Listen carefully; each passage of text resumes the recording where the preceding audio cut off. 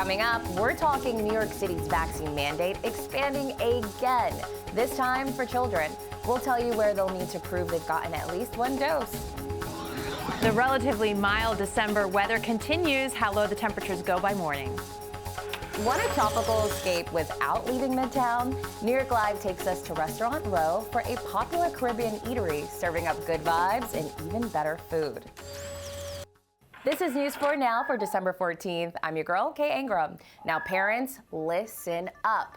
Now's the time to grab those vaccine cards. New vaccine rules are now in effect for young children right here in the city.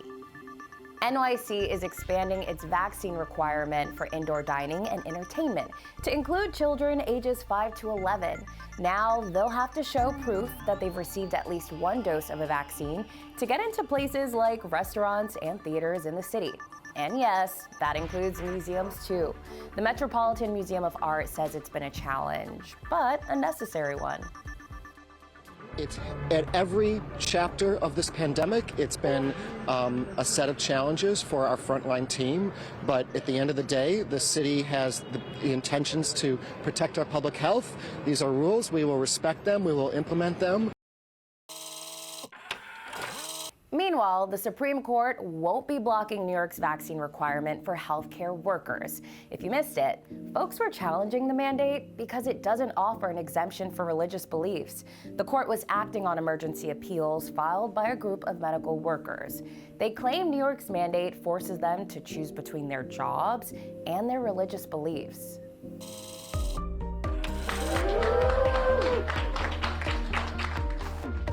Tuesday marks 1 year since Sandra Lindsay rolled up her sleeve and made history.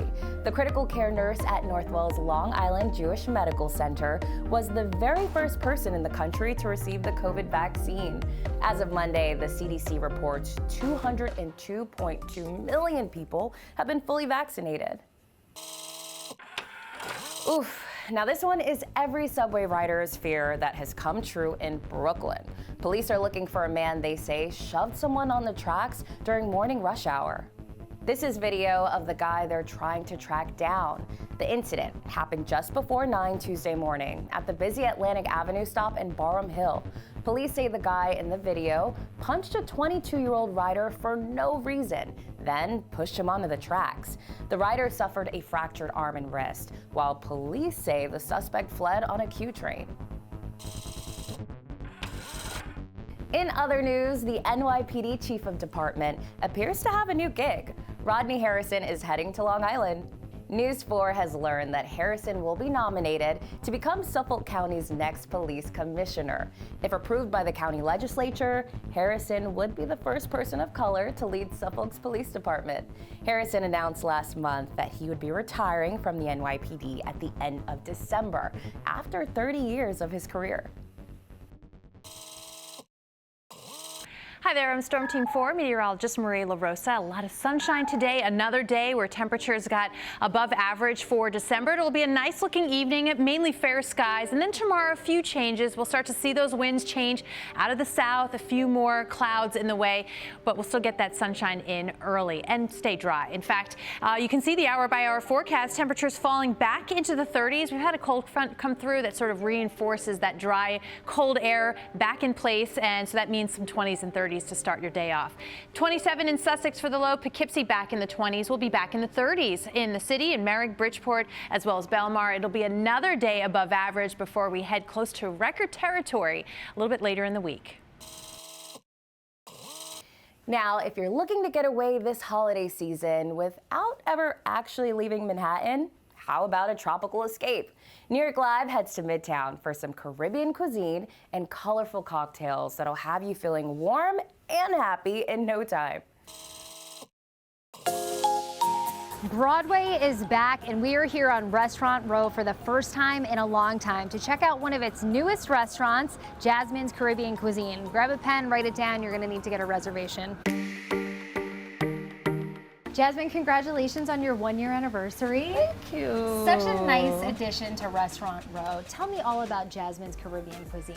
Well, Jasmine Caribbean Cuisine came about in the pandemic. One of my partners, she came up to me and she was like, would you like to open up a restaurant? And I was like, oh, at this time, I don't know.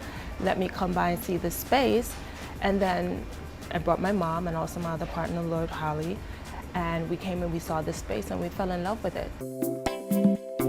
Well, this all looks amazing, but let's talk about your chef first. Tell me about him. Well, Chef Basil Jones, he's been a chef for over 35 years. He is the originator of the Rasta pasta. Yes. I love Rasta pasta. But here it's called Jazzy Pasta. Jazzy pasta. We have the Aki and Festival. Jamaicans would eat this for breakfast, or like a brunch dish. We got to talk about these cocktails too. Super colorful, very creative. What are they? Well, I have the Island Girl, of course, because we named it Island Girl because of me. And then we also have strawberry pina colada, and then we have our Scandal rum punch, because I'm always saying scandal. So they was like, okay, we want to name it Scandal rum punch. And then we have a Tingaling. You know, it's funny because Tingaling is like a dance. So, you know, when a Caribbean person comes and says Tingaling, they laugh because they know it's like from a song. So Everything is fun. it has to be. And the grand finale. Our carrot cake with cream cheese icing, of course, topped with some whipped cream with drizzled strawberry and mango. Good food. You Good know, times. Good times. Beautiful Jasmine. Come see her. Oh, scandal though.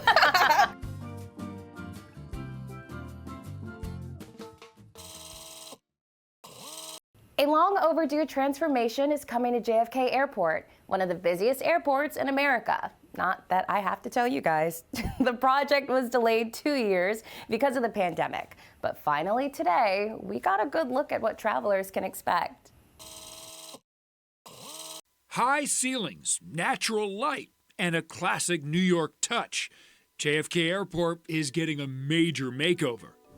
What we're announcing here today is something that is hopefully jaw-dropping for people. Governor Hochul unveiling a nearly $10 billion plan to build a state-of-the-art international terminal at JFK.